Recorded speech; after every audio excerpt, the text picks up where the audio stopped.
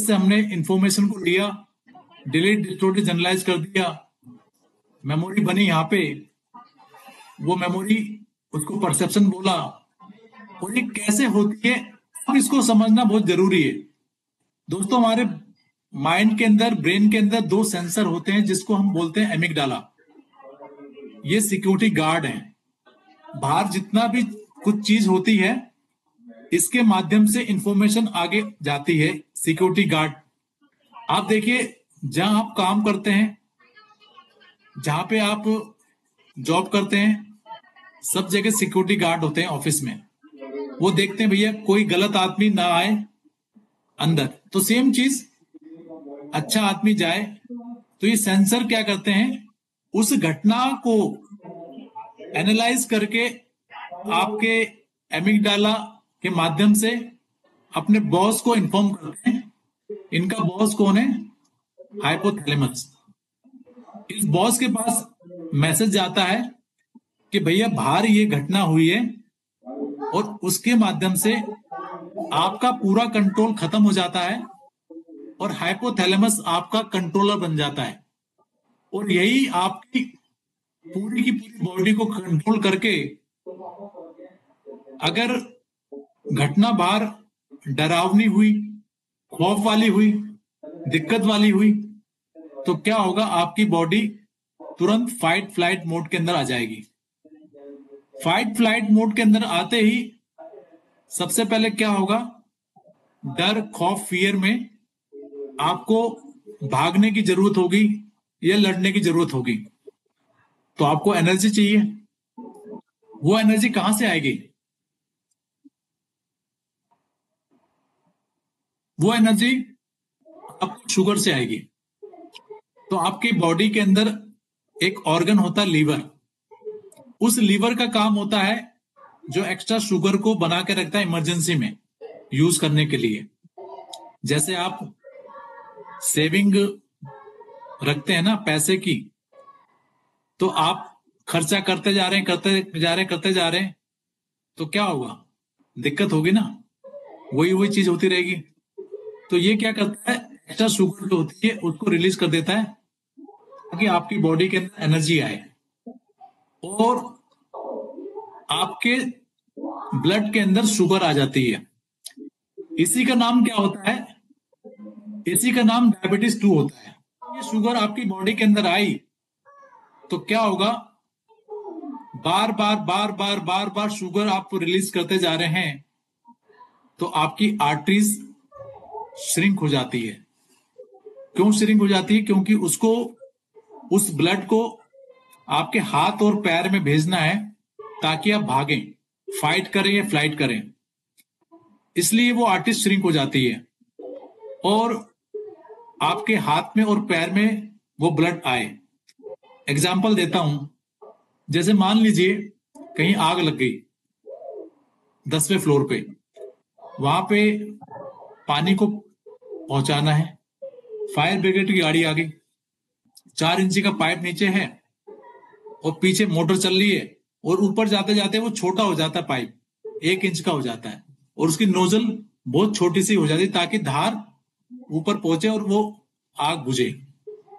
Same चीज आपकी body में होती है कि वो नोजल, वो आर्टरीज जो होती श्रिंक हो जाती है ताकि ब्लड बहुत फास्ट तरीके से आपके हाथ में और पैर में आए और आप भागे। लेकिन दोस्तों, क्या घटना फाइट फ्लाइट मोड हुई, घबराए आप, डर हुआ, ताकि जो शुगर आपकी बॉडी के अंदर आई वो बर्न आउट हो, कैलोरी बर्न हो, लेकिन ना आप भाग रहे हैं ना दौड़ रहे हैं, तो शुगर हो रही है, डायबिटीज। इसी का नाम डायबिटीज 2 है। और दोस्तों, होता क्या है, जैसे जैसे आप स्ट्रेस में आते जाएंगे तो आपकी बॉडी कोर्टिसोल नाम का हार्मोन निकालती रहेगी। बार बार स्ट्रेस देंगे तो इसी के कारण बीपी भी होता है, क्योंकि हार्ट बीट फास्ट हो जाती है।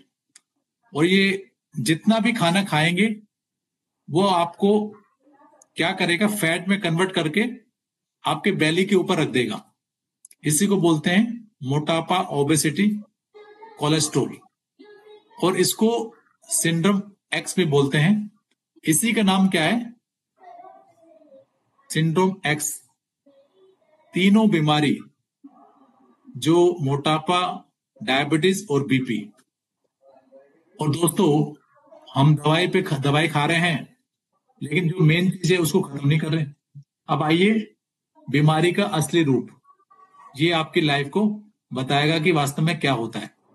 बाहर घटना हुई, कोई समझिए कि आपने बाहर कोई स्ट्रेस वाली घटना देख ली, आपकी बॉडी फाइट फ्लाइट मोड में आई, स्ट्रेस होता होता होता, ये स्ट्रेस क्या करेगा? आपकी इम्यूनिटी पे जाएगा। आपकी immunity, WBC, white blood cells, RBC, तो ये तीन तरह से रिएक्ट करेगा। सबसे पहले क्या करेगा? जो बाहर का एनवायरमेंट है, जैसे मान लीजिए, एग्जांपल देता हूं मैं आपको, बॉर्डर के पास आतंकवादी ने अटैक कर दिया, और बॉर्डर पे जो डिफेंस है, आर्मी है, उन्होंने अपने आप को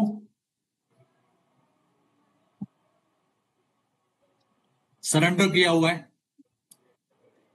तो दोस्तों, उस एरिया के लिए दो आतंकवादी बहुत है ना, उस एरिया को खत्म करने के लिए। यस और नो? यदि हमारी डिफेंस सिस्टम सरेंडर की हुई है, हथियार नीचे डाल दिए हैं, सरेंडर कर दिए हैं, तो कैसे उस एरिया का बचाव होगा? सेम चीज हमारी बॉडी में भी होता है। यदि आप स्ट्रेस में हैं, स्ट्रेस में है, स्ट्रेस में, स्ट्रेस बार बार स्ट्रेस आ रहा है, तो सबसे पहले आपकी इम्यूनिटी या तो सप्रेस हो जाएगी। सप्रेस हो गया तो आपका रेस्पिरेटरी सिस्टम डाउन हो जाता है। जितने भी बैक्टीरियल अटैक या वायरल अटैक, ये कोविड जो हुआ था, ये उसी का कारण था, क्योंकि आपकी इम्यूनिटी सप्रेस हो गई थी। और उन्होंने, जो जो लोग वहां पे भर्ती हुए थे हॉस्पिटल में या घर पे थे, न्यूज पे न्यूज देखते थे स्ट्रेस वाली, इतने लोग मर गए, सिलेंडर नहीं मिल रहा, ऑक्सीजन नहीं मिल रही, जो इंजेक्शन है वो नहीं मिल रहा। तो दोस्तों, ये स्ट्रेस और बढ़ता गया, इसी के कारण लोगों की मौत हुई है। ये मेन कारण था। और बताया गया कि इतने लोग मारे गए, रीजन कोई और देता गया। रीजन यही था कि उनकी इम्यूनिटी और सप्रेस होती जाती, जितना स्ट्रेस लेते गए और ज्यादा दिक्कत होती रही। दूसरा, इम्यूनिटी ओवर रिएक्ट हो जाती है। कैसे? मान लीजिए कोई अटैक हुआ या कोई आतंकवादी ने हमला किया, तो क्या होता है कि वो डिफेंस सिस्टम वहां का उस एरिया को या तो ब्लॉक कर देगा, या फिर अफरा तफरी का माहौल हो जाएगा। अरे यार, ये रोड बंद करो, ये कॉलेज बंद करो, ये स्कूल बंद करो, ये ऑफिस बंद करो, यहाँ पे ये खाना पहुंचाना है, यहाँ पे ये करना है। Over react. ओवर रिएक्ट होते ही सबसे पहले क्या होगा कि वहां पे आपकी जो व्हाइट ब्लड सेल्स हैं, ओवर रिएक्ट करना चालू कर देंगे। और ओवर रिएक्ट करते ही जितनी भी एलर्जीज होती हैं, सबसे बड़ा कारण एलर्जी का ओवर रिएक्शन का होता है। ओवर रिएक्शन के कारण ये सारी चीज होती है। तीसरा दोस्तों, जब आपकी इम्यूनिटी कंफ्यूज हो जाए, तो वो अपने ही अंगों को मारना चालू कर देती है। उसको यही नहीं पता कि मेरा कौन है, पराया कौन है। तो कंफ्यूज होते ही autoimmune disease, thyroid, alopecia, या फिर जितनी भी रूमेटाइड अर्थराइटिस, ये सारी की सारी जो इतनी डेंजर बीमारी है, इसका कारण यही है। तो दोस्तों, ये सबसे बड़ा कारण है बीमारियों का। आज आपको एक बहुत ही बड़ा ब्रेक थ्रू मिला होगा इस चीज से कि वास्तव में ये बीमारी का कारण क्या है। क्लियर हो गया सभी को?